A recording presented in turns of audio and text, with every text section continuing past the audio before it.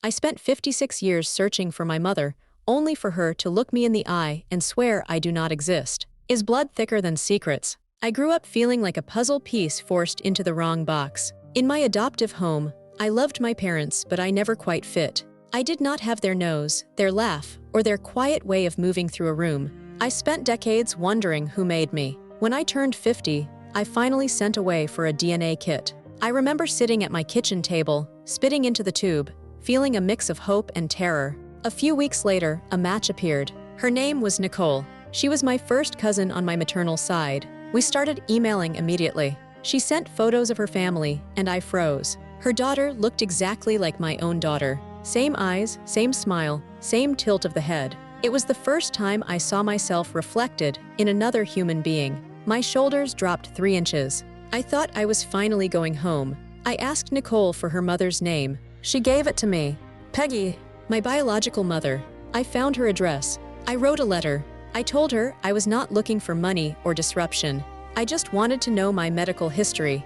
I wanted to know why. I waited. Silence. Weeks turned into a month. I reached out to one of my half-sisters too. No response there either. Acid burned my throat. Then Nicole sent me a screenshot. It was an email from Peggy. My hands shook as I read it on my phone screen. Peggy was furious. She accused Nicole of betraying the family secret. She threatened to tell everyone to cut ties if Nicole kept talking to me. She denied I was her daughter. She swore I did not exist. I read those words over and over. Deny, deny, deny.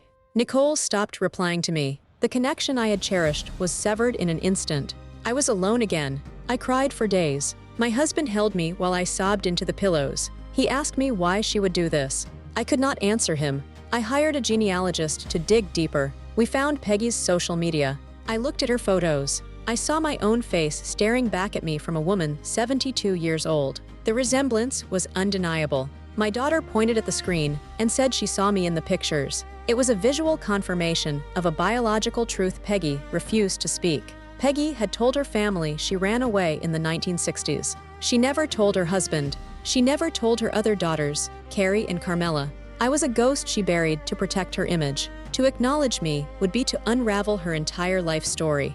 I was not a person to her. I was a threat. My vision blurred at the edges. Seeing that screenshot where she threatened her own niece to stop sharing information about me broke something inside. It was not just rejection. It was erasure. A few months later, another match appeared on the DNA site. This time it was a man. Vicky, my biological father. He had been looking for me for years. He and my paternal half-brother had searched endlessly. When we spoke on the phone, his voice cracked. He told me he never forgot me. He welcomed me with open arms. They sent me packages. They asked about my life. They wanted to know me. It was a balm on the wound Peggy had opened. But the scar remained. I still struggle with the maternal rejection. It sits in the back of my mind like a static hum in my ears. My husband remains protective of me. He gets angry when I talk about Peggy. He says she lacks basic decency. I find myself siding with him. How can a mother deny her child? I started to understand that her silence was about her fear, not my worth. She was protecting a fragile world she built on lies. I am real. I exist. I have a name that was recorded on an original birth certificate. I have a father who loves me. I have a daughter who sees me in the faces of strangers. But I still wonder about the moral weight of her choice. Does a biological parent owe their adopted adult child the truth, even if it destroys their current family secret? I believe they do. We deserve to know where we come from. We deserve basic human decency. Peggy chose secrecy over connection. She chose image over love. I have to live with that choice. I learned to define myself outside of her validation. I am not defined by her denial. I am defined by my own persistence. I am defined by the love I give to my own family. I am defined by the truth I hold in my hands. The DNA does not lie. The photos do not lie. Only she lies. And I have to live with that. I wake up some mornings and the grief hits me fresh. It feels like losing a parent all over again. But I get up. I make coffee. I look at my husband. I look at my daughter. I know who I am, even if Peggy refuses to say it. Even if the world stays silent. I know, and that has to be enough. For now, it has to be enough.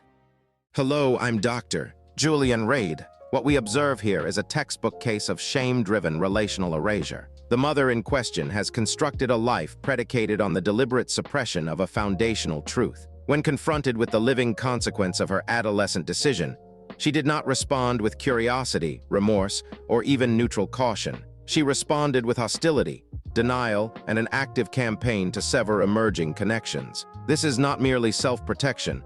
It is psychological erasure, defensive architecture built to keep a buried past from contaminating a carefully managed present. The daughter's pain is not only valid, it is predictable. She carried the quiet ache of not belonging, of seeing no reflection of herself in the faces of those who raised her. When she finally reached across the genetic divide, she was met not with openness, but with a door slammed shut and locked. Her tears, her days of grief, are the natural response to what psychologists call ambiguous loss. The person exists, yet remains emotionally absent by choice. That wound cuts deeper than death, because it is sustained by conscious rejection. To seek your origin and be told you are a fiction is a unique form of violence. Consider the mother's position, not to excuse, but to understand. At 16, she was likely powerless, forced into secrecy, stripped of agency, told to forget. That trauma, unprocessed, calcifies. Decades later, acknowledging the daughter she relinquished would require her to confront not only her own past pain, but potentially destabilize the family narrative she has carefully curated. Her husband may not know, her other daughters may not know. To admit one truth is to risk unraveling an entire life built on omission. So she chooses the path of least internal disruption: deny, deflect, destroy the bridge. It is cowardly, yes, but it is also humana flawed, fearful response to a lifetime of unspoken shame. But here lies the dark compassion.